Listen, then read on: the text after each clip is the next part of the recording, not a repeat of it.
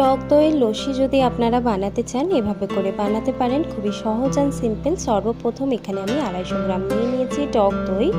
টক দইটাকে আমি একটা জুসারের সাহায্যে ভালোভাবে ফাটিয়ে নেব। চাইলে আপনারা হুইস্কের সাহায্যে বাটিতেও করতে পারেন।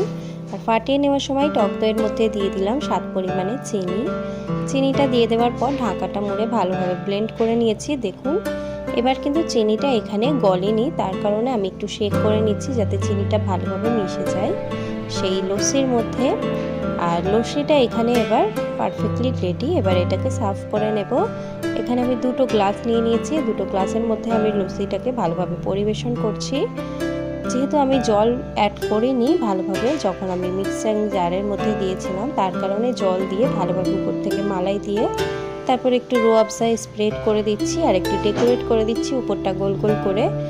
আমাদের লস্যি পুরোপুরি রেডি, অবশ্যই ঘরেতে ট্রাই করুন।